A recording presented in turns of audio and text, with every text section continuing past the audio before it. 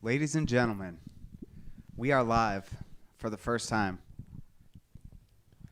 FightTalk podcast. Here we are. I'm Zach Mickelwright. Got Josh Neal and Mike Goodwin here. Ready to hit it on the ones and twos, man. Thank you for tuning in. We've already got some viewers, so we appreciate that. Welcome. Here we are. We've been talking about this for a long time, and it's finally come to fruition. FightTalk podcast, where cursing is encouraged. What's up, guys? A lot of cursing will be encouraged, a lot of foul mouth talk. So if you have children, I'm guessing, tell them put the earmuffs on. Yeah, your children are probably bad anyways. If you want them to listen, go ahead. You know what I mean? But we'll be rocking. We'll be saying what we feel, and it'll be a good time. So let's go. That's right. Let's give some quick intros, man. So we've got a former fighter, now firefighter, a current fighter, a fight promoter, and really just cool dudes. Yeah, man. For the people that don't know, who's Zach Mickelwright? We've got a plethora of experience here from all ends of the MMA world. I'm Zach Mickelwright. I fought for 8 to 10 years, something like that. Depends on if you want to call me employed for a couple of those as far as fighting. I think I ended my career with like a 14-2 record. I haven't fought in probably 6 years.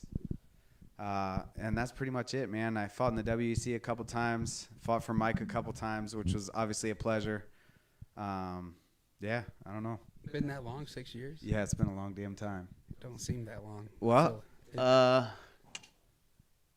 December 13th of, I think that was like 16 maybe.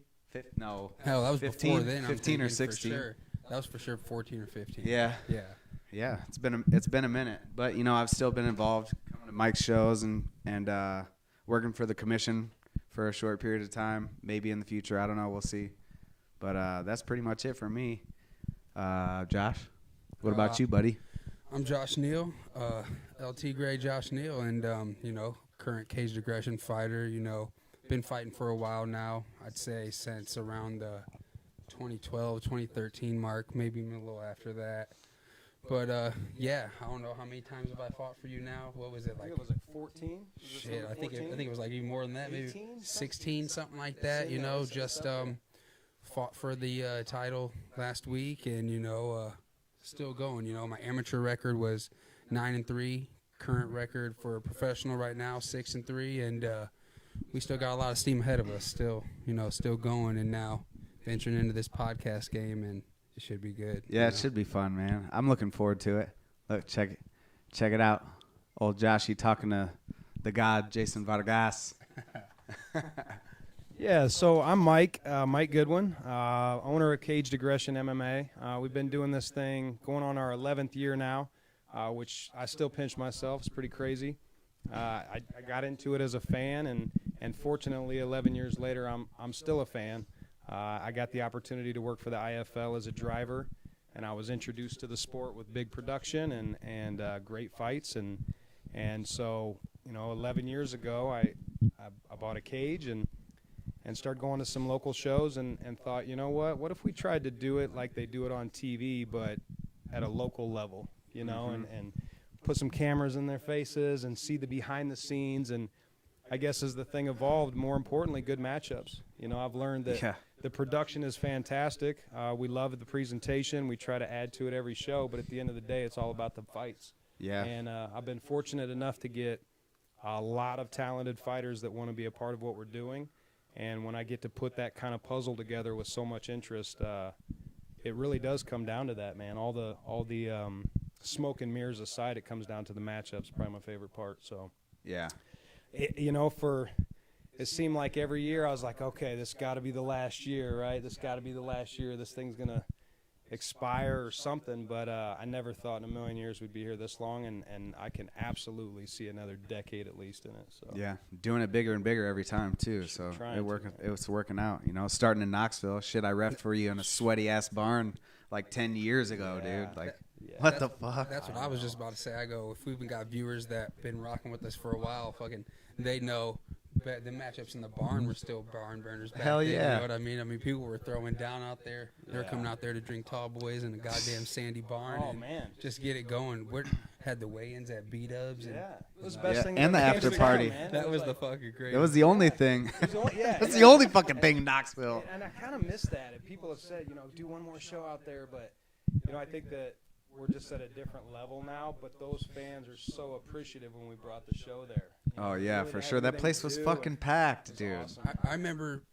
you know what I mean? We'd be out there, and there'd be a family eating at B-dubs, and then all of a sudden they see people coming in with shirts off, ready to weigh in on a scale. Hanging with out in their kids. underwear they and didn't shit. know what the hell was going on. They were literally just looking like, what do we get into? Should we leave B-dubs? Is there about to be an actual fight in here? Yeah. What the hell is going on? And B-dubs was like part of the deal was they would feed the fighters, and I don't think they know what they got themselves into. I'm bringing in 20-plus hungry fighters, and there was no limit. They would just let them order whatever they wanted, man. It'd be like 50 wings, I ordered I wasn't fighting at that time. I was there with people, and I know I was ordering at least 20 wings. I was Yeah. like, yeah, Golly. give me a beer on top of it too. Closing that place down. I remember cars doing peel outs in the parking lot, just acting wild as fuck. Crazy. It's crazy to think where it's come to now. And you, Zach, I tell people this, man, that the first time you fought for us, I remember looking over at the team like it was kind of like the churning point. Your second fight for us when you fought Zach Otto was the first time that I sat back and I was like, whoa, this could actually be something here, man. We could actually turn this thing into a legitimate promotion and help fighters move up to bigger stages. It was really the first time that I got to see, like, and no offense, I mean, I was just working primarily with amateurs before that. Yeah. So I moved into the pro ranks, and then you fought for us, and that was a great fight with Zach. He went on to fight like 6-7 times in the UFC. Great dude. He's part of the show now. Yeah, he's awesome. And it's cool to see how it all comes full circle. When you put your nose down to and you just get after it. And you don't give up. You guys as fighters, man, you don't give up. You figure it out and you move on. So. Yeah, we know. Freaking Limpy over here. Oh yeah, you guys can't see the brace here, man. Josh had a war. Yeah, you know what I'm saying? It's all right. It's all right. Yeah, man. I've had one of these before. Ain't nothing new over here. No shit. It seems like your knees are always fucked up, boy. Hey, got 40-year-old knees and a 29-year-old body, A lot of sports in my day. Yeah. Shit. I feel the same way, dude. I like sparring with you a couple fights ago. It's like, I don't even know how to throw kicks, dude. About a shin kick is all you're getting out of me. I ain't kicking any higher than the hip. That's a good thing with sparring him. I know we can pretty much box, and I ain't got to really I don't even think I got to really worry about where his shin pads. So I'm like, all right, but we just got to watch out for that left of his. You know what I mean? For sure. So yeah, we're gonna break down some fights. The UFC card coming up. Talk a little bit about caged aggression last weekend and what we've got coming up in March. Love to get some gear away. Got some sweet caged aggression fitted hats, some gloves. We'll get to that good stuff and maybe answer some questions from you guys. We definitely appreciate the support. I say it all the time. It's what keeps the train moving forward. It's what keeps things moving. And, Zach's got a lot of fans, from the fighting days and just who he is as a person and now as a firefighter. Obviously, Josh has a ton of fans. I got a couple. Most people come for the fighters, and I appreciate that. But when they asked me to do this, I was like, it was a no-brainer. A couple of the coolest guys I've ever met. We've got a lot of different insight on MMA. Yeah. Been in it a long time now, and we have different viewpoints. I'm looking at it strictly from a fan and a promoter at times. You look at it as a current fighter, a former fighter. So I think this will be cool. So we appreciate you checking it out. Yeah, definitely. Yeah, man. Even when we're just all texting about the fights, you know what I mean? We always got different opinions on how Yeah. a fight's going to go. Me and him text nonstop. He'll be like, oh, yeah, but this dude and that. And I'm like, watch what's going to happen. Yeah. You know what I'm saying? So we always, like you said, we got many different opinions on UFC fights, current fights going on locally, just current sports events, period. You know what I mean? For sure. Yeah, that's why I don't ever bet on the fights, man. Because I talk a bunch of shit and, like, the people that I want to win hardly ever win because I'm always rooting for, like, the underdog or the dude that talks the worst shit. Or it's like, man, dude, if my pocketbook followed my mouth or my thoughts about how these fights are going to go out, I would be broke as a joke, dude. Like, Yeah, that's how I'm usually always mine wrong goes. on that Ask shit. My girlfriend, because the gambling man's right here. You want to know the odds? You want to know the fucking who's favorite, who's underdog? I got you right here. I'll probably tell you tonight. I know the fight odds on all the card tonight, so we'll get into that. Hell yeah. Sure. I'm trying to pull up the card now. I got it right here. Do you? Yeah, there's a UFC 267 coming up this weekend. It's a free one, ESPN Plus, and it's in Abu Dhabi again. So I think the prelims start at like 9 a.m. or 10 a.m. here, and the main card starts at 2.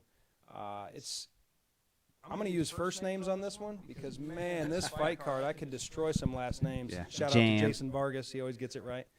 But, yeah, the main card is actually pretty stacked. I mean, if you are a fan of the UFC and really dig into these fighters, especially the up-and-comers, man, it really is stacked. Yeah. Oh, there you go. Yeah. Go Now, it's ahead, also man. a card that's plagued with injuries. A lot of these fights are replacement fights, man. Yeah. A lot of them. And so when you talk about the betting, man, I call this like a parlay card, you know, because all the favorites are really favorites in this one. I think personally. Oh, big favorites. I mean, they are replacement fights. Now they're replacement fights with highly ranked guys, so it's not that they just put somebody in. Yeah. But when you really break down the fight, at least for me, I see like, and I will put this on video. If you take the top 5 fights and you bet the favorite and do a 5-team parlay, do it. $20. Mike Goodwin says it.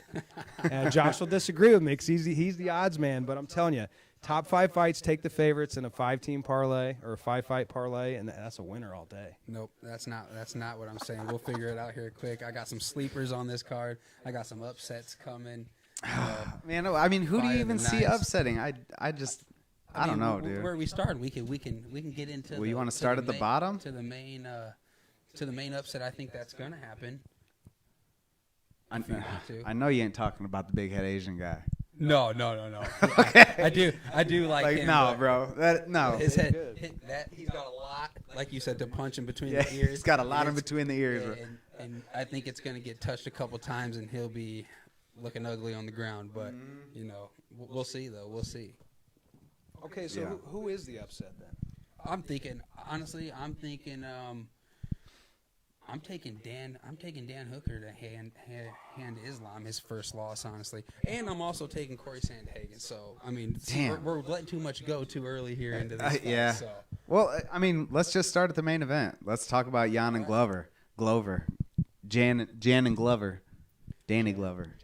I mean, it's one of those fights where Glover, you know, he's been around a long time. I would like this to be his win and retire. Yeah. He's had some wars. He's been there for a long time, but I don't see him getting away from the power, and I don't see it ending well for him. I think Jan's going to keep the title, honestly, and it's going to be knockout first or second round. Yeah, and the way I see it, man, is like Jan and Glover are like, it's like the battle of the senior citizens. Like, I don't even know how old Jan is. Bro, he just looks like a robotic old man.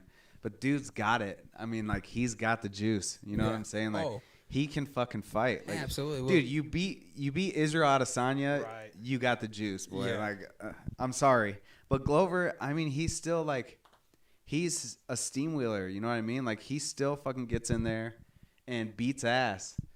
Except the only bad thing is, like, his chin is a little suspect. You can't count him out because he'll get clipped and you'll see him sitting there fucking on goddamn Rubber Leg Street, and the next thing you know, he's throwing combination and he's catching somebody, you know, and he's got the power to put you away. He's got a nice left hook. You know, his right hand has power, and he can wrestle too. So I mean, it's a better fight than what I'm giving it. Like I said, I'm thinking Jan and knockout quick, but I mean, we could be shocked, and I'd like to see Glover win though. I want Glover to win, but if you're asking me for my pick, Jan's gonna knock him out. So here's what we got to do. Where's your heart? Where's your money?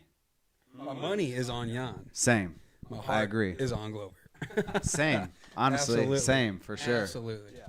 I mean, money bet for sure. I'm actually surprised the odds aren't actually worse than they are. I mean, he's only a negative 300, which is a lot, but I don't know. I mean, I think Glover, it's one of these things where you got a guy kind of on their way up still, you know, and a guy kind of on his way out.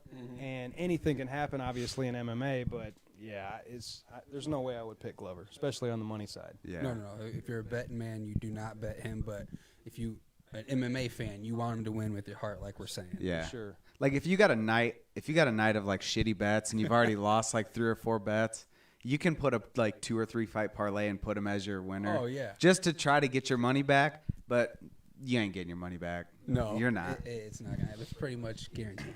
Yeah. Sorry for you. What about Peter Yan and Sandhagen? Sandhagen is It's a unique fight, man. It is. I was talking to Josh earlier, and like Peter Yan does not make mistakes. Like he's not a super flashy guy, but I mean he doesn't fucking make mistakes at all, ever. Well, except for the knee. I don't think that was a mistake though. Yeah, it wasn't a mistake. Definitely not a mistake. It almost like was slow motion to me. He kind of stood there, and then he was like, It was like You know? it was like, all right, this guy's trying to play the fence here. Like Yeah. he's looking for a fucking ground rule double, and I'm sending his ass. I'm sending his ass home. Fuck this guy. Fucking moon, dude. Yeah. Get him out of here. so realistically, he still should be the champ. I mean, this is for the interim, based on the situation. You still want to give the guy, a title fight. At the end of the day, man, he was obviously winning that entire fight Oh, anyway. God, I mean, yeah. dominating, right? I mean, unless you So- talk to Sterling. Well, End yeah. of the day, in my mind, Jan's the champion right now. This fight is for the championship in my mind. It is, isn't it? Isn't it for It's, interim? The interim. Yeah. I mean, all right. Yeah, Well, yeah. we're calling that, but I'm talking the real championship. Yeah. Jan, Sterling's real the champion. paper champ, Yeah, definitely a paper champ. Yeah. In my mind, absolutely, the lucky champ. But can Sandhagen beat him? absolutely. Oh, Absolutely, he can like beat it. it. I'm on the Sandhagen train. I like how he looks into a fight. I've actually picked up a lot of things that he does going into a fight, like mentally, like how he looks at a fight. And I think like it's the perfect storm for him right now. I feel that his mindset's right. He's coming off good wins. He lost to TJ, but I don't even really think he lost to TJ. Sure. He landed the better shots. He did the most damage. And I think it's the perfect storm. And it tells a lot about a guy where he feels like something's going to happen to somebody, so he starts a training camp Yeah. for this, and it somehow plays into his picture. I think the stars are aligned, and he's just too good, man. He's too elusive. He's good. He's tenacious too, man. He's a beast in there. He's Yeah. tall and wiry, but he throws. throwing jumping shit. He's Yeah. switching stances. He's good, man. I think Yeah.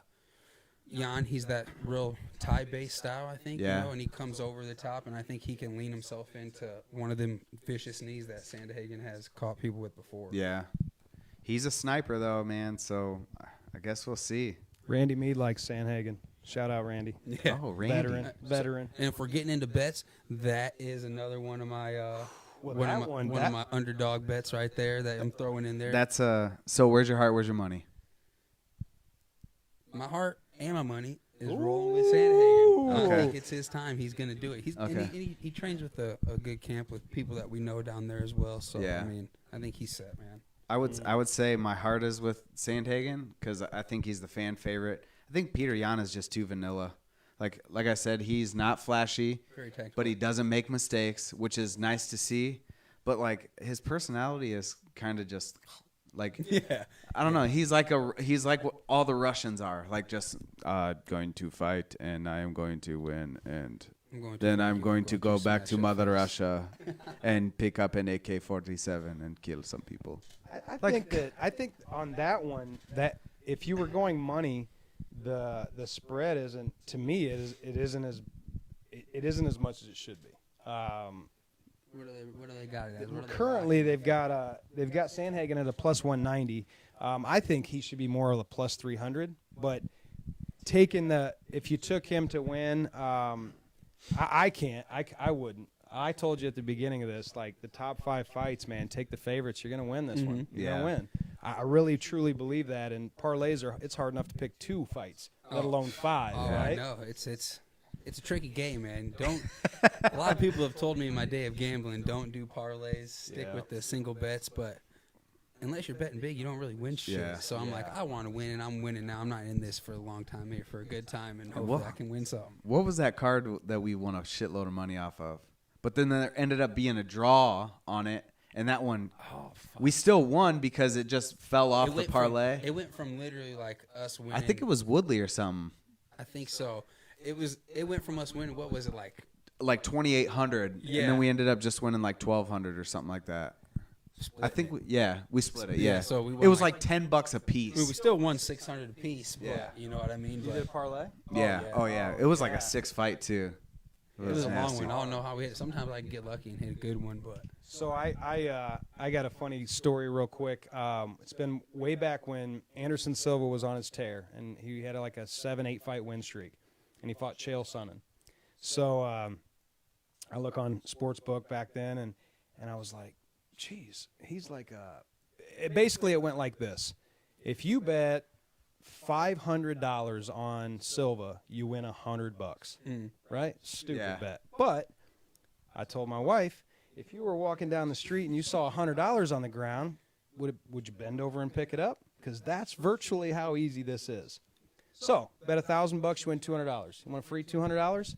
So I'm in the shower and I'm thinking about doing it, as crazy as it is. And I never bet on MMA, but it was just one of those for sure bets. oh yeah. So right before I put the bet in, I lowered it because I was like, yeah, just what if, right? 4.5 rounds the into first that one, the fight. first fight? Yeah, 4.5 rounds into that fight. Kim's sitting on the couch like, yeah, this is going to be a bad night. I'm sitting there biting my nails like, is this really happening? Or is the reign of the spider over from Chael Sonnen? And I'm like, there's no way he's going to sub him. They're too sweaty, too bloody. 4.5 rounds deep. He gets the triangle, and I never bet again on UFC so far. But I really am contemplating this 5-team parlay now, this 5-fight. Man, you can't. It's fucking Chael Sonnen, dude. He'll fall into any triangle you ever fucking throw up. That's my lesson, though, that I nothing's ever for sure in MMA. It's It not. just really isn't. And then getting back to your bet, see, the problem with me is I hinge down and don't bet as much as I want, and then it comes out being right, and then I'm like, I'm not even happy with the win because I'm thinking of what I could have won, you know? That's just being greedy. Yeah, for sure, for Greedy sure. fucker. So you said earlier you like Hooker, and that's the one that I'm like, how can he win? Here we go. This is it. I don't know. I was just looking. I think Hooker's fought the more seasoned people. You know what I mean? He's fought the more seasoned guys. Yeah. He's been more active, and I think that loss, that knockout loss to Chandler, did something in his mind. You know what I mean? I feel like he just thought too much about that one and went out there and did absolutely nothing and got his ass knocked out. And then he's come back, and you can tell just how he's interviewing now. He's like, you know what? We're just going out there and we're fighting. We're putting it all on the line again, like he used to. And I don't think what's his name, Islam. He's like you said. He's one of those, just another Russian wrestler. I mean, Yeah. he could possibly take him down and suffocate him like they all do. But his resume compared to Hooker's, I think, is it ain't matching up. I think he's got what it takes. I think he's got good takedown defense to maybe, you know, get back up after a couple takedowns, because he is going to get taken down. Oh yeah. And his hands will be 10 times better, and on his feet 10 times better. And I think if he can get up from a couple of those takedowns, he shocks a lot of people. Yeah. It's just he's like the protege of Khabib, you know. So if he gets him down, who knows if he's gonna get back up? That's the problem. Yeah. Like everybody talked about McGregor getting back up from Khabib and Poirier getting back up from Khabib and not being able to take down Gaethje, and they fucking do it. But that's All them Russians do it. Like That's the thing. they're animals. These guys aren't Khabib, though. That's the thing. These guys, Yeah. their opponents go in there thinking that, fuck, I'm fighting Khabib because they train with him. Yeah. But they're not. You know what I mean? They Yeah. can't keep him down like Khabib does. And, you know, and you go in there thinking it's not Khabib. But they all answer him the same. So it makes you even think like you're fighting him. They answer every single fucking interview the same. I'm going to smash him. I'm going to smash his face. Send location. I train with bears. Send location. You know Send what I mean? location. I mean, it's the same shit. For real. different story. Yeah, you're right. So we'll see. Well, and this is the biggest underdog on the main card by far. He's Islam is a negative 650. Man, Yeah, it's so bad. But this is another one of those replacement fights too. He's supposed to fight Dos Anjos. This is the third or fourth time in a row that Islam's supposed to fight Dos Anjos, which I think he would I think he'd wreck him. I personally do. This actually makes for a little bit more exciting fight. I think so. I definitely think so. Yeah, I think like one time one of them got injured, the next time the other one got injured, and then one got COVID or something. So Hooker's stepped in, and I think it'll be a more exciting fight. But I just don't see how he can beat his wrestling, man. Yeah. I just don't. Wrestling's key. Wrestling's fucking key. It really in MMA. is. So, you know what I'm saying? Don't listen to me because, you know what I'm saying? I lose a lot sometimes. So, don't fucking listen to me. But if you got the same feeling that I got a little bit, he's like a +4 fucking 80 right now. So you'll win some big money. He is. Yeah, so I'm saying. You're betting with your heart on that one because the money is in Makhachev, dude. Yeah, for sure. The money is in Makhachev. The heart is with Hooker, I would say. I agree. I agree with that. Volkan and Tybura, I'm not interested. Nope. And then Jiling and Chimaev, Khamzat. He's another one of them fucking Russian guys. 9-0. He's fucking terrifying, dude. Yeah. He's terrifying. To me, he's more than just a wrestler, though. Not to take anything away from the straight wrestlers because they do dominate, but he's well-rounded, man. Yeah. He's a stud, and he's like you said, he's scary, man. Scary He's from all like angles. when you talk about guys from Russia, you always hear about sambo. Like Fedor. Fedor was a sambo wrestler, but he was fucking scary on his feet. Yeah. And he could wrestle. He could pick people up and slam them, But the sambo is like a great well-roundedness, and this is what I see in Khamzat. Like he is a great well-rounded fighter, and he is like a mini Fedor where he can fight anywhere and be fucking good at it, I mean, he exploded on the scene last year, 2020. He had like 3 dominating fights in 3 months. And then we haven't heard from him since, though. This is his first fight since last year. So, yeah. I mean, he had that stint of saying that he was retired and all that other shit. So I don't know what was going on in his head through that. But I expect him to go out there and pretty much dominate like he did last year. Yeah. He'll get another win. But maybe COVID fucked him up, though. Lee Jangalang as well. Jangalang. I can't pronounce his name, so I'm gonna call him Lee Jangalang. He's no slouch, man. I bet against that guy before, and next thing you know, he knocked the dude out and ruined my parlay. And he's fought tough every time I've seen him fight. So Jangalang. I don't think he'll be easy to put away, but another one of those Khabib style guys is gonna do his thing. But he's actually got hands, so we can't call him a Khabib guy. Yeah. Because he does got hands. Right? He put that Mearshart away bad. Yeah, Bad. quick. And then, the one that just rings all over is that uppercut. When he hit that guy with the uppercut before the UFC. Mm-hmm.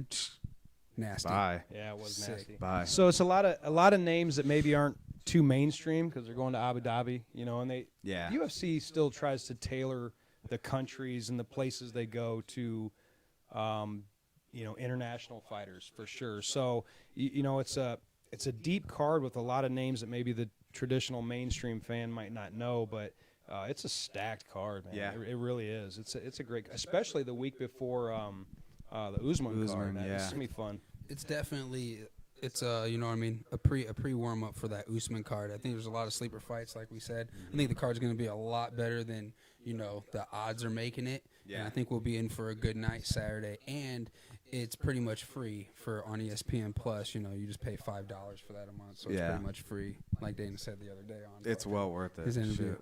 Shit. That's a good card. So we've got. I mean, you've got. Are we doing official picks? You guys know mine. Yeah, let's rock them official picks and let's keep a tally. Let's see how this goes throughout the rest of the year with us. All right. I forget who. Somebody was just saying we need to make bets. I think it was Danny. Danny said we got to make some bets or something like that. On next showing, show your guys' results. Make a bet between Josh and Mike. So we got 1, 2, 3, 4, 5. 5 pretty much for that main card that we did. What did we do right there? Yeah? Yep, mine are underlined. Okay. All right. Well, let's do the picks out. We'll fucking keep them. We'll be on camera so we know. We'll remember, write them down, something. All right. I will say, let me get back to my card here. I will say I pick Jan. Man, I'm going freaking Mother Russia on this one. Yan, Makachev, and Chimaev. If we're doing 4, unless you want to do the other ones, I don't really give a shit What's about. the 4th fight? Alexander? Volkov and Tybura. I don't know, man. I'm just I'm not big into the heavyweights, and a lot of them don't. Ozdemir's going to bed quick, so I mean, we might all be on that same train. He got a chin of glass. Ever since his title shot, it's been downhill for him. It's over with for him. Yeah. Sorry. But yeah, man, I say Jan, Blachowicz, Jan, Makachev, Volkov, Chimaev, and then that Volkan Ozdemir, he's going to bed too. So Ankalaev for me. So I'm going Russia all day. Oh, so you're taking the faves, all Yep. 5 faves. I guess so. He's got a 5. That's a safe bet. It really is It's a that safe type bet. of card. It just is. And Josh is taking pretty much all the dogs. Here we go. Here's mine right now. I'm taking Jan Blachowicz. I'm taking Corey Sandhagen, Dan Hooker, Volkev. As much as I want to take Jangling, I'm going to take Kazmat. And then, Ozdemir is going to sleep quickly. If you did a parlay with those picks on those top 5, that's a payday. Oh, I am. Because the I underdogs, can't remember what I seen the payday was when I was just pre-doing it earlier. I got to It'd be wait because, scary. COVID kicks a lot of people out, or so I already had it in, you know what I mean? They could pop up fight day with Oh, COVID, yeah. so Yeah, I just yeah. wait till the day now. Hopefully the odds still just keep rising for me to get Yeah, my it would payday, you know? change. So how does that work? Does the bet cancel? Does he refund I think it? Or? so. Yeah, pretty much. Or it be goes like a off the 4-fight table parlay. It just goes off, and then he'll be like me and Zach pissed because we didn't win as much money. Yeah, because it'll be a push. After this, I will put together a parlay and see what like $20 pays and put it in the comments, because there are a lot of favorites, and sometimes it doesn't pay anything. You got to pick them all right, and it doesn't pay anything because they're all so much the favorite. But I think this is pretty blended. I think it'd be a good payday. Well, who are your picks? So I'm going all favorites. Shit, he's the same as you. Same as me. Yeah, Smart move. It's hard for me to. I mean, that's what I love about MMA. I'm gonna make a confession here that I have not told a lot of people, but it's one thing that I love, and it shows the fan in me. I do picks with a couple guys on the team for our show, for our Yeah. cards.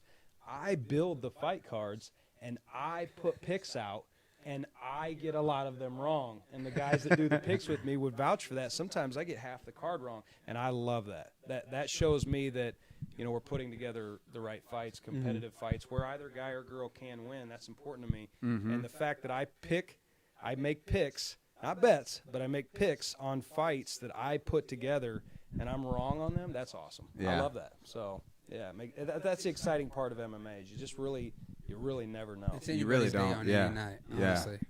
Anything could happen. Anything could fucking happen. So let's shift to that, man. I don't want to put you on the spot, brother, but I'd love to kind of just hear. Hold on. Uh-oh. I just got to say, shout out to Mike Goodwin for making our pumpkin cooler. We got the Fight Talk Because- Unfiltered beer pumpkin. God damn, you got him in there That's the pretty tight good. one. Take a little bit looser when I had to cut that one lower. Them damn things are in there tighter than shit. We got a nice little October Halloween edition for our debut Fight Talk Unfiltered. And we It's got a beaut. The beer pumpkin. Plan on doing it with a turkey next month, Christmas tree in December. But no, that's cool. So yeah, I just want to shift to last weekend, man. It was Beer? for me, as always. It's just epic, man. I've said this 100 times, but Grab like you one. to start off with a blank canvas and build an event the way we do, from Oh, theme fuck it. to fight card to color scheme to matchups to everything. To see it all come together on fight night, man, you sat next to me. I'm like a kid in a candy store, man. Oh, yeah. So 11 years later, I still am the #1 fanboy out there. I'm proud to admit that. It's what keeps this thing fresh and fun and exciting. So, yeah, it was awesome. It was an awesome weekend, man. Some great fights, a lot of upsets. There was a lot of great fights both nights on the card. Yeah, it was very well matched. And I start to sit there and go, man, it might be midnight tonight before we get out of here because, these fights are back and forth and they're going the distance. And, just shout out to everybody again. It was just an awesome weekend. But obviously we had a main event on Saturday that Switched up a few nights before the show, which, I like to pick your guys' brains because I don't know from a fighter's perspective. I know me as a promoter, I care so much about this and about the fighters on the card. By the time we do get to a show, I've talked to every single fighter at least 20 times. I build friendships, and so I don't, as much as I try to see through your guys' eyes and feelings and stuff, I don't know what it's like to be a fighter. I don't know those certain emotions. So just talk to me about the fight, man, the switch up on fight week, the new opponent, the way things went. I want to hear a little bit about that. We'll keep it, and I'm going to give a breakdown, but we won't get into too much. Pretty much, fighter switch up on, about 48 hours notice, pretty much 48, 72 hours notice. Yeah. Anybody that says that you can be, whatever level, anybody that says that doesn't do something to somebody, you know what I mean? You're a liar. Pretty much is a lie. You know what I'm saying? Absolutely not making no excuse for any reason it didn't go my way. But, when I spend 10 weeks, you know what I'm saying? Like I say, it's a lot mentally for me to get ready for a fight. So you visualize that person, you realize their style, you know what I mean? And you make up things in your head to get you ready for it. For it to back out 48 hours before it happens, it's kind of tough. It throws you off a little bit, but real fighters fight at the end of the day, and that's what I am. I don't care. Just put somebody across from me. And I said that to you when it happened. I go, just give me somebody. But what people don't understand is, so that happened on, Tuesday? Yeah, Tuesday, Monday or Tuesday, Wednesday. Wednesday. I think it was Tuesday, something like that. And then we had a replacement. I'm like, okay, boom, here we go. And then, bam, that night we get a replacement. He ends up breaking his wrist that night. So initially I have 2 or 3 different opponents within 2 days of the fight. You know what I mean? So for anybody to say that doesn't do anything, it does. But I was rolling with the punches, and it was just going to get in there and fight and do my thing. I had a shot at the title. I wanted to do it. And it just turned out not going my way, as like I said before. It was a whole different stylistic matchup, honestly. A much bigger opponent. Way bigger, I mean, pretty much it was the worst, in my mind, the worst possible replacement I could have had. Obviously, now looking at it, that could have happened in that short amount of time. And things that I thought I could do on that short amount of time in the fight, I learned that I couldn't do. You know what I mean? I thought I was going to be able to check his kick and land counter shots and touch him and put him down. And honestly, what happened is within 2 of them kicks, within 2 minutes of the fight, my leg's broken, it's compromised. Yeah. And I go on to fight 2 more rounds before it completely gives out on what I do. I try just to a take him down. Yeah. And it literally. And you could tell there was just nothing there. There was nothing there. Literally went out. He got on top and did his job. But congrats to him. Like I told him afterwards, congrats to him, and no excuse at all. I'm a fighter's fighter, and I always will be. I'll take any challenge accepted. Didn't go my way, but now we got some injuries to heal up. But I don't think that defines me any way possible. You know what I mean? I'll be back to the Josh Neal everybody knows very soon. Yeah, for sure. And speaking of your injury, what ended up happening? I broke the head of my fibula and possibly some ligament damage in my knee that I'm waiting to get the MRI back on now, but hopefully that's okay. But as of right now, just a broken fibula. Okay. And Mike, Danny wants me to ask you, let's talk about the injuries this past weekend, because I feel like your hospital bill would have been pretty exponential if you didn't have some good old insurance. Yeah, it's okay insurance. Yeah, I mean, just real quick on that, man. I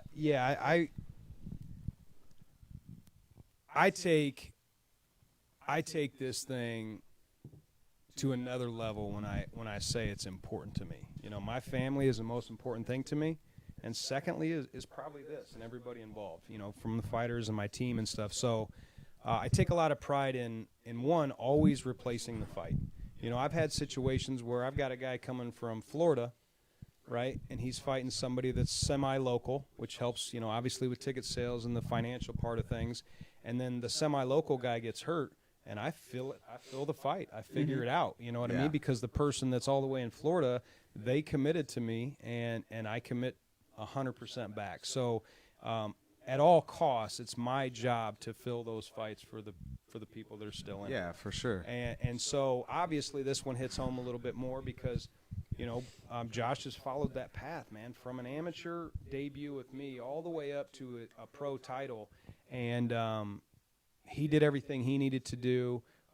We promoted it perfectly. The matchup was spot on. And then things happen, man. And sometimes they happen, and you got to go, man, really? Yeah. Like, I broke my knee, and I wheeled into the show, man. I'm here at all costs. But I get it from a fighter's perspective. But this was a legitimate back out. This was a legitimate thing. Oh, yeah, 100%. Montel could not fight. So we get on the horn, and I'm a couple managers, man. They got to see me come out of my unprofessional box that I try to stay in because I was just so emotionally distraught by the whole thing. I know it was such a big deal to everybody involved, and especially you, man. So we found an opponent that was stepping up on a few days' notice that, ironically, his brother's in the UFC, and they're stellar wrestlers. I mean, that is their game. And so you have to imagine that when they come in on a few days' notice, they're going to revert to what they know best. And he didn't wrestle, man. No. He stayed long. He stayed outside. He threw those kicks. That's what I'm saying. He stayed very long. I feel like I said, my game plan, I was like, I knew he was going to throw them kicks. And I thought I'd be able to step in with it. You know what I'm saying? Land a 2-3 into it. Possibly take down into some shots. And literally, he kicked. I went to there's a picture even that we got from the show. You can see he kicks, and I'm trying to counter it, and I'm extended all the way out. Yeah. And You ain't touching nothing. My fist is nowhere near him. I'm like, and once I seen that a couple times, I go, we're in for a long night. In my head, I go, we got to figure out something. So I tried to just go back to some wrestling that I don't do too much of. Yeah. And And you like scored right takedowns. there, you know what I You mean? scored I feel like I takedowns did on the the right thing. wrestler. No, you did what you were supposed to do in a moment like that, where obviously his reach and his length and those kicks were winning the fight, and you're a mixed martial artist, so you went, you figured it out. But at the end of the day, man, like you said, shout out to him for making that trip on 3 days and for doing his job. Came out there and did his job, but nothing. You know what I mean? It's a shitty game we play, as we say. You know what I mean? It's a shitty game. It's high highs and very low lows, and to say that I haven't been, pretty devastated about it. But another thing is, like I said, you got charged to the game, man. The game's unforgiving, and the game it don't love you all the time. So, for sure. You guys can watch it on TV, but you know what I'm saying? You can say what you want, think what you want, but you're not the one in there. When's the last time you've tried for something and put it all out there for millions to see, thousands to see, Yeah, you for sure. And you talk about injuries. Yeah, it was definitely a weekend like that, and it just comes down to the matchups. When you put, I've always said this, I don't know what the secret sauce is, but I've watched a lot of these fighters fight in other shows, and I don't know what it is, man, but when they fight for me, they bring a little something extra. They for really sure. do, I see the same fighter fight, and so I match them up, but they just bring a different level when they walk out and get in our cage, and man, I love that. But at the end of the day, good matchups, back and forth wars, create injuries, and it's a double-edged sword, because I sit there and I want the best fights possible, and the crowd wants these great fights. Yeah. But at the end of the day, I want everybody to go to work on Monday. Yeah. You know what I mean? So that sucks. And we had, Josh had a broken leg. Lee Colvin broke his arm in the 5th round, powered through and got that fight. That crazy son of a bitch. Let me talk about this. Marines. What a fucking psychopath. My man Lee. Shout Bro, out Lee, man. Dude. He's the man. I walked up to him. I was like, hey, man, did you break your arm? He's like, yeah, I'm pretty sure I broke it. I'm like, well, are you going to go to the hospital? You didn't take the ambulance? He's like, nah, man. I'm like, what? What the fuck is wrong with you? He's like, bro, those are tomorrow's problems. It's the after party I'm going to now. And I'm like, what the fuck is wrong with you, dude? He's like, cream corn. And it like cream corn is like a Marine Corps thing. It's like saying yet or fucking oorah, shit like that. Like cream corn, Marine Corps, cream corn. And I was like, you are an idiot, but god damn it, I love you. Shout out to him, man. He did that. I remember I was sitting at home watching it, and he threw that overhand. I seen it happen. You heard him. He goes, ah. And then he was talking to me about it the next day. He goes, man, I didn't even. He goes, I thought maybe I broke it. I go, oh yeah, dude, you broke it. Oh yeah. I go, yeah, you hit him. You went and then you like tried to like grab the cage, and you just seen his arm like. It was seen it moving. I was like, oh yeah, that's sick. Yeah, he those like smelling salts or whatever for hockey. Yeah, You break the them, ammonia inhalants. Yeah. It seemed like he broke his arm and he did one of those. And he was like, fuck. Yeah, it was awesome. But we also had James Martin, tough 3-round fight, man. He fought Jerry Areola, and they grinded, but James had the better of the fight on his feet, and but he took a shot and caved in his cheekbone, so broke his cheekbone. I saw that X-ray. It was nasty. Man, we had a couple sets of stitches, and this doesn't even like count the people that went home and didn't say anything. Right. You know what I'm saying? All these wars, these back and forth wars, like, man, it's just it's tough to watch, but at the same time, I try to remember this is what you guys sign up for. Yeah. It's my job to put a good matchup and put on a good presentation for you guys, but at the end of the day, I don't want to see anybody get hurt when they can't work. So that's the thing. It happened Saturday. You know what I mean? Legs fucking tore up in the back. I'm hurting. I'm like, shit, I got a whole after party I need to get to as well. So I go do that, stay in one spot. Turtleneck, you know in case you missed it. Turtlenecked out. Nice. It was nice. It was nice. Shout out my girlfriend. She picked that one out for me. Shout out Lolo. So we get back to the after party, and I just stay in one spot. I'm sitting there. Wake up the next morning, and I'm like, man, it's swollen even more. He's like, I think you should go get it looked at. Lauren's telling me to go get it looked at. Everybody, as I go, oh no, man, we got Bears at 12 o'clock, dude. We gotta go watch the Bears, man. Bears and beers, baby. Yeah. So we kick off. And then I wake up Monday, and I knew something was completely wrong. Yeah. Then I was like, so 2 whole days later, we're going there. And, oh yeah, you've been just going on broken. I go, I can tell now. It's pretty much 3 times the size. No shit. You sent me that picture. I'm like, dude, you need to go to the hospital now. He's like, well, fuck, man, I've been drinking. I got beers in me. I got beers So in me. fucking what? The hospital don't care. Yeah. The hospital don't care. Yeah. But whatever. Fuck it. Oh, so I was saying earlier, too, a cool thing on this page, this Fight Talk page, something for me as a promoter and as more importantly as a fan, once the show starts, really I'm at the cage for the whole night. So I've always been intrigued about the locker room area. Right before you walk out, the emotion right when you come back from a fight, a tough fight. I can only imagine what it's like back there. So what was cool is Zach took the camera back there for Josh's fight, and you got to see him right about to walk out of the locker room area, staging right before he walks out to fight, right behind the curtain. I think even on there, Clint was coming back from his co-main event fight, which was really cool. You guys hugged it out. It was really, really special. That's that really cool behind-the-scenes stuff that I also want to add to this page that you did. Yeah. Really awesome, man. And then you kept a camera up for the cornerman for the whole fight. Yeah.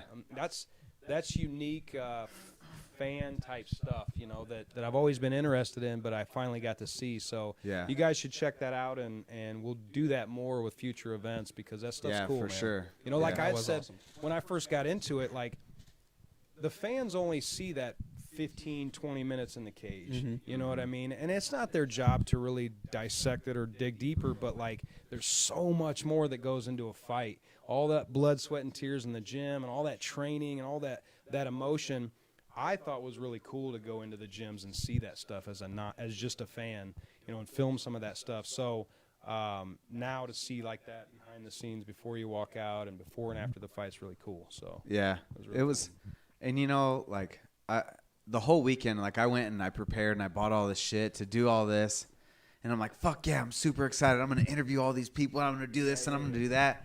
And then when I get back there, like, I know what it's like to get ready to go and put your fucking pride on the line, so I don't want to be bothered by people. So once I got back there, I'm like, man, I got all this equipment, I'm not even gonna fucking use it. I'm like, dude, I don't want to interview you or interview somebody who just fought. Like, they just want to go do their thing, and like, when we go out there, everything's all good, hunky-dory, and then, like, being in the corner with the camera on, I'm like, the fight's not going your way. I'm getting fucking stressed out. And, like, when it got to the point where the fight ended, I'm like, God damn it. I got this camera. I'm not going to walk in there and put it in his face. And like, because I know what it's like to lose. It's fucking terrible. Yeah. Like, my least favorite thing to do in life is lose at anything. And losing in a fist fight is fucking terrible. Like, I have goosebumps right now thinking about losing, like thinking about it, being in the cage afterwards, being in the locker room after that. Like, it's fucking miserable. Like, so I was like, God damn it, man, I got to turn this shit off. So, like, as soon as the fight ended, I turned it off. But, I mean, realistically, maybe you wouldn't have cared. Maybe you would have. But I just couldn't do it myself. But, you know, in the future, that's something that maybe if we keep this going and it keeps being super successful and the fighters are okay with it, you know, maybe we get like a census of the fighters and see what see what they say about it. But, like, I just couldn't do it, man. Like, after that, I'm like, nah. Me personally, the cameras don't really bother me. It doesn't at all. But I had someone ask me, they're like, oh, well, how about since someone's recording you, you actually, like, talk to the camera? So last thing I'm worried about is talking to that fucking camera. Yeah. I don't care that it's on. I don't care that they see me doing my thing. You know what I'm saying? But that about 5 minutes before we're in the back right there, and then when you're walking out, it's a scary time. You know what I mean? Sure, it's a mind racing time. So I think I don't mind the camera being on. I don't mind the camera being there at all. But for future reference, people ask, why weren't you talking to the camera? Why weren't you doing this for the camera? Because the camera's really the last thing on my mind. Yeah. I can go out here and get badly hurt, badly knocked out in front of people that I love. I ain't thinking about that camera, but I don't mind the camera being on. Mm-hmm.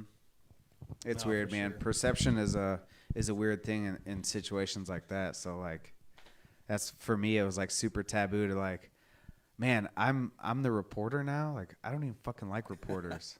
You know, like, I don't want to interview anybody before the fight. I certainly don't want to interview anybody after the fight, especially if they lost. Like, a lot of favorites lost this weekend. Sure. You know, like, and that's not a bad thing, you know, especially for you or anything like that. Like, that's not a bad thing because all the competition is good. That's what keeps the viewers coming.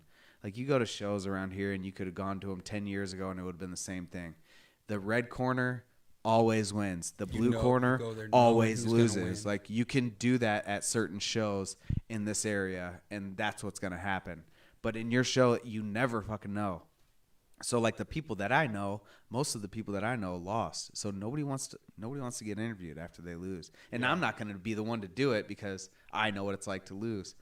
But it's something I'm going to have to learn. I'm going to have to figure that out and, you know, just suck it up and be like, hey, man, you want to do an interview? Or, like, hey, do you mind if we follow you along and shit like that? Like, no, it's cool. And you know, that's actually one of the things that really intrigued me about this thing was that was the business model. If you were a local fighter and you sold tickets, you got a fight that you could win. That's the way it was. And after going to so many of those, I was like, yeah, but we don't have to make it so obvious. I mean, right? You've got a guy in tap-out gear, you know, two cornermen that look like they've been in the UFC, and he's fighting a guy in basketball shorts, and his girlfriend's a cornerman, and you're like, wait a minute, you know, this isn't right. So that took a few years to kind of change that standard a little bit, but I respect the hell out of that, man. Some of my best friends in the business, in the sport, have lost more fights with me than any show they fought for because I want good matchups. You know what I mean? It's not about just feeding local fighters guys that have no reason being in there with them because they sell tickets. Me, I have a game plan and a path, and I try to build fighters up that path and get them to bigger stages, and that takes fighting opponents that have the ability to beat you and vice versa. So that's the other thing too, man. It's not that just so many people want to be a part of what we're doing. They want to fight equally tough opponents, and that's amazing. You know, that's awesome. So you're right. Again, double-edged sword. You know, see your friends lose, but if they win, then what does that do? Right. You know what I'm saying? You're doing it right. I feel with my time working with you and a lot of other people's time, you're doing it right. You're building, you know what I mean? You're building people up and you're building fights up. You're finding talent. And like you said, it's equally matched up. So that way, if they do come at a bigger level, you know what I'm saying? You've been fighting talent that's getting you to that level the whole exact time. So with that being said, Cage Aggression last show was amazing, even though it wasn't on my winning end. And it's going to continue to be amazing with the next one. You know, I'm sure you're going to go above and beyond in March. And, you know what I mean? And so, I mean, if you want to give some, it's the cream of the crop. That, or we got anything else with Cage Aggression? Well, you know, last year it was like all this COVID stuff, and this was our first show where we didn't have all these restrictions. And man, you talk about goosebumps. When my favorite national anthem is Michaela. She does the violin. It's incredible. And when I heard the crowd roar, that's what does it, man. It's like I get goosebumps, like just because everybody's so happy. And this one was different because, like, you could tell people were ready to be at an event. They were ready to be closer to people. They were ready to cheer. Yeah. And, you know, it was just awesome. So that felt good. I've never done a 2-night event in the fall before COVID because, you know, I'm a big timing freak, and March is just – it's tax time. People have cabin fever. They're ready to get out. So March has always been the perfect time for a multi-night event. But when we did COVID, it showed me we can do it in the fall, you know, and I love multi-night events, man. It's fun. I love the torture, I guess, but I can't imagine ever doing a one-night event. So we come into March, and you know, what are we going to do? I want to do another 3-nighter, man. I want to do. It's a crazy ride. It's so much work. But if I start, you know, early January building the cards and start promoting December-ish and do this thing right, and I have all that time to do it correctly, it'll be 3 nights of just awesome fights. You know, great show. As you can see, like the production team, every single show, they're trying to add more each time too, which is cool to be surrounded by people like me that we're perfectionists. We're stressed out all fight week trying to make everything perfect, but we really do want to put on a great show for the fans, for the fighters.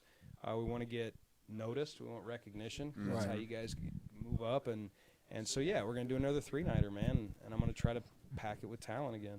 Hell yeah. There you go. Thursday, Friday, Saturday, or Friday, Saturday, Sunday? Thursday, Friday, Saturday, March. I contemplated the Sunday, but and Jake Clip, he just did a doubleheader on the same day. So he did like a noon to 3 show, and then like a 5. I know. That's he wild said right there. That's impressive. And they're up in Milwaukee, right? Yeah.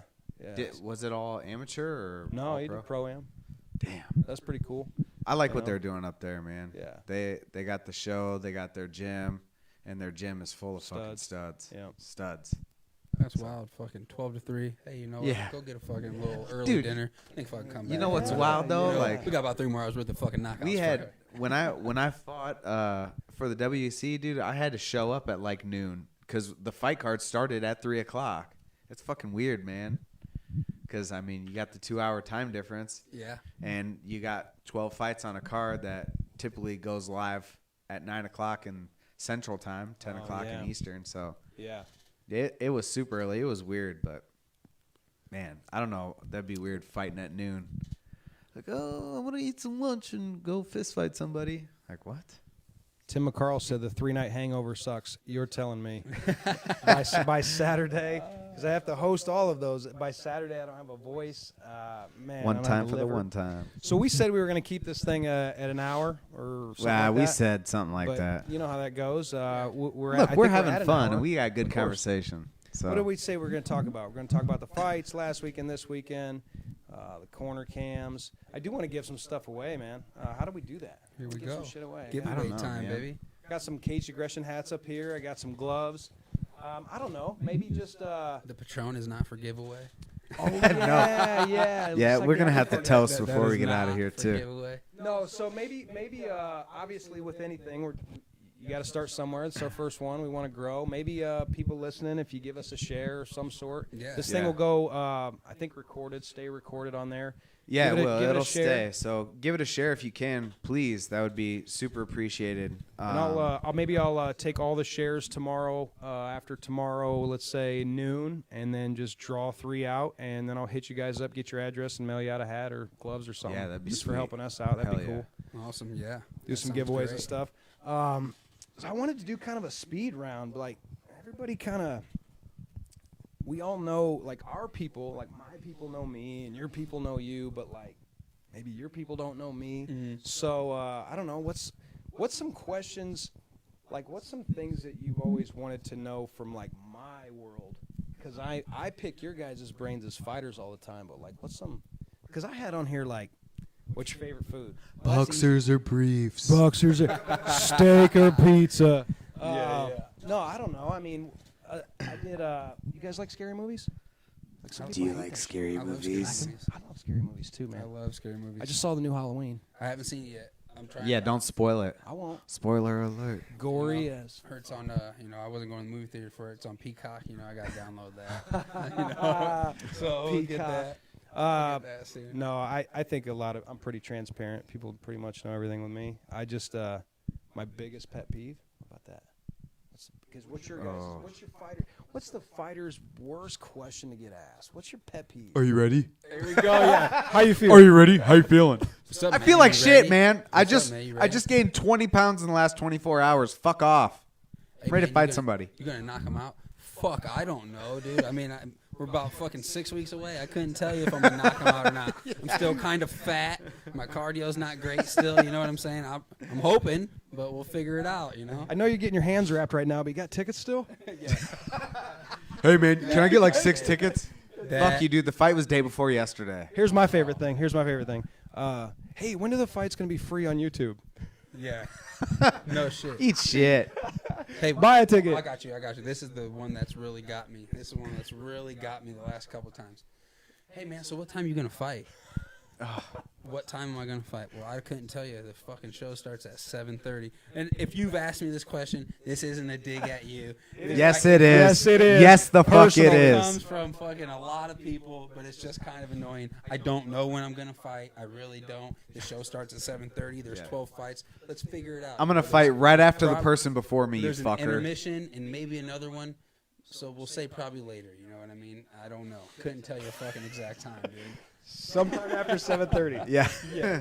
Exactly. 9 fights after 7:30. Be there. Prick. By the way, if there's anybody on this thing or that watches this thing, I've been trying for 6 years to get Zach to fight again. He won't. I'll give you anything I've got in my collection if you've got the secret sauce. But everybody You wants to can't see afford it. See? You can't afford You it. get him to fight. The Patron is yours. Oh yeah, you can have Yeah, that. you get a $12 bottle of Patron that tastes like cigarette butts. Congratulations. $12. So yeah, we'll do a toast when we end this thing. But what else do you guys got? Man, Zach was a dog. Felipe Alonso. Sure One was. You're a thing dog. before we end this, Cage Aggression champion Juan Peralta fights on Contender Series on Tuesday. Oh, If shit. you guys don't know who he is, fucking look him up. Dude's a beast. He fights Contender Series on ESPN Plus Tuesday night. Cage Aggression champ.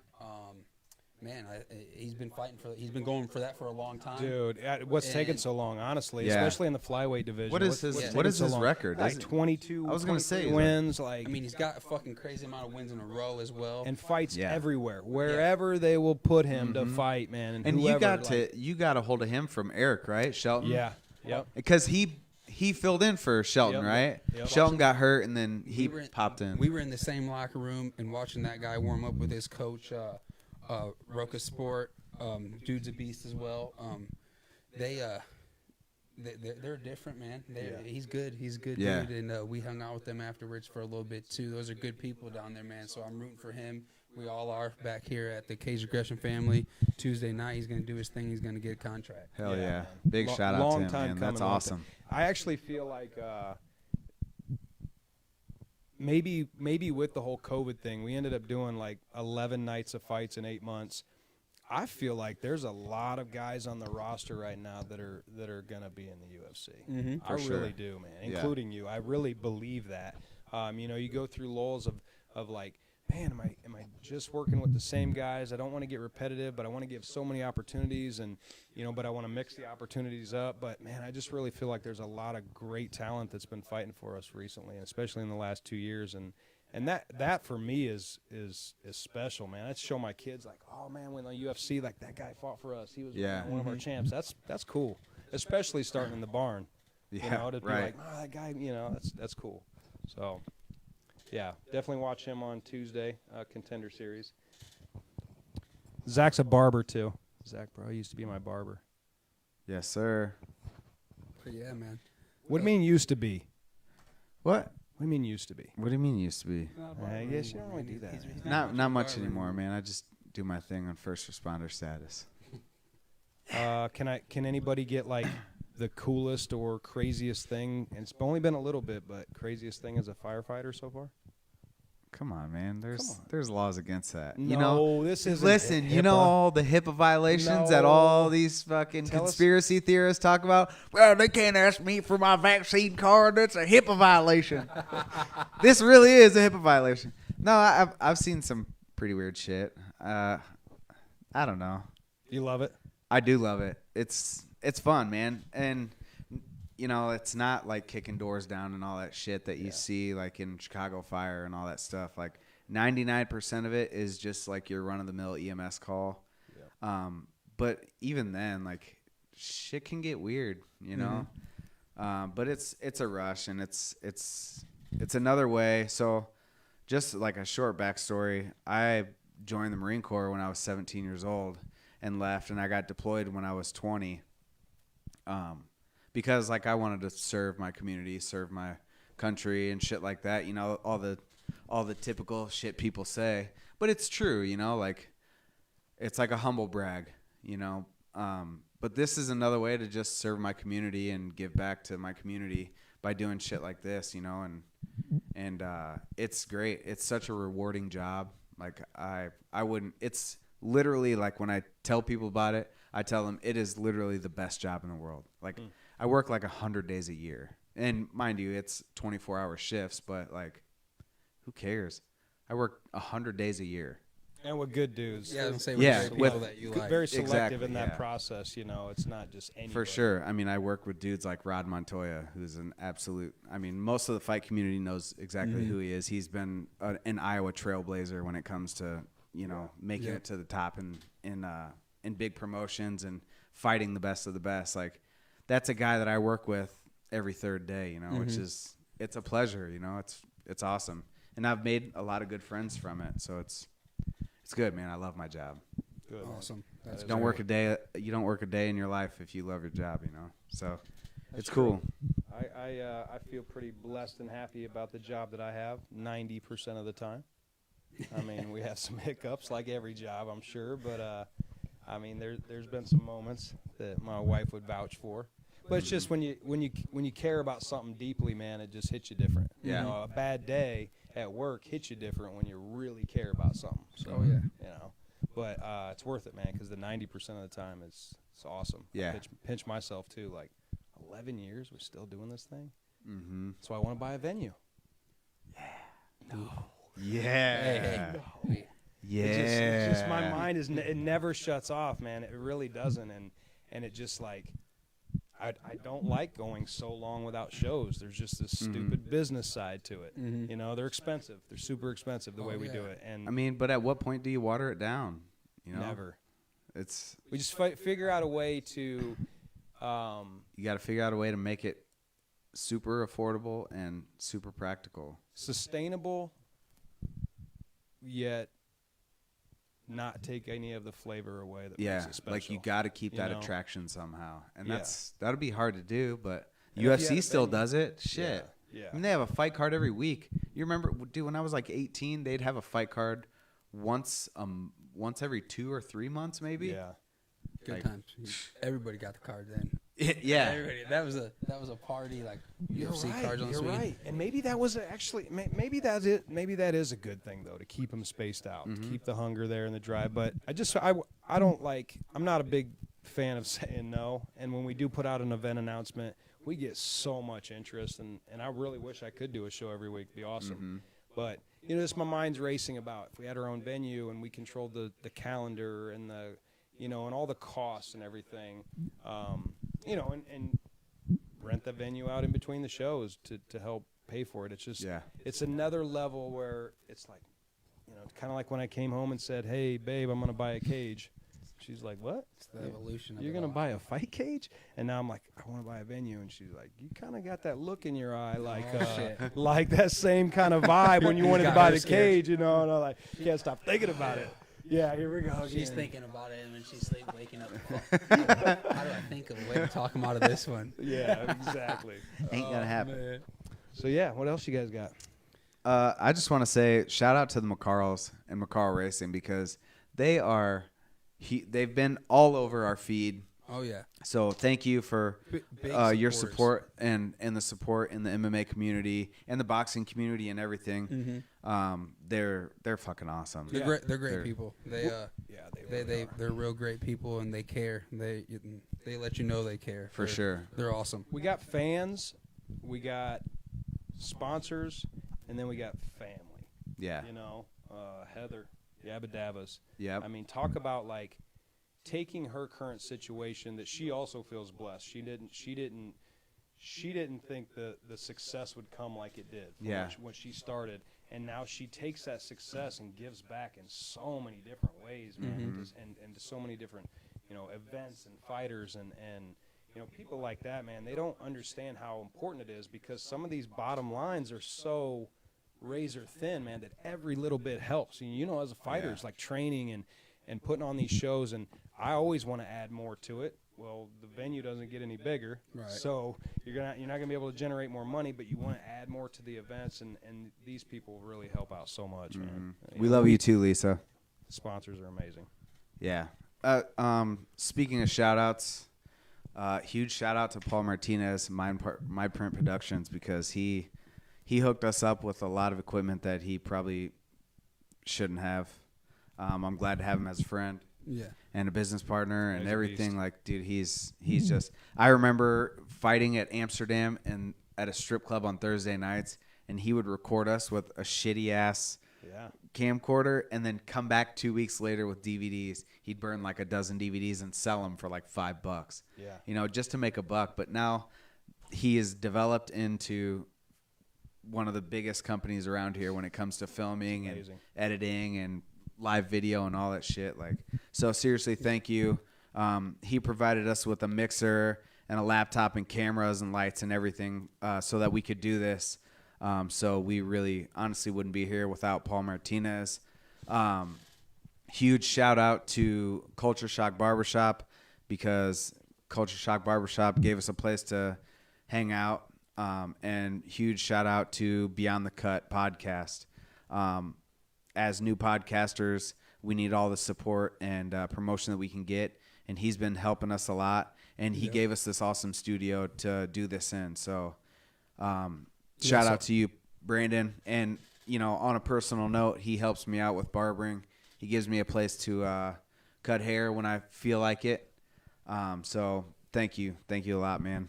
I look forward to being on your podcast, and we probably all would love to be on it too. So thanks. Yeah, so go to his page, Beyond the Cut Podcast. Beyond the Cut like Podcast. His page.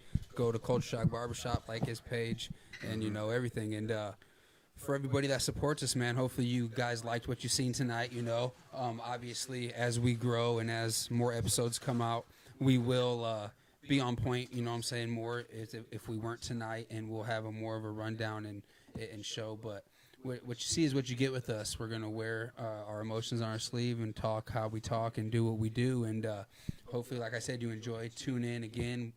Like our page. Like my Instagram, LTGrayMMA _unfiltered.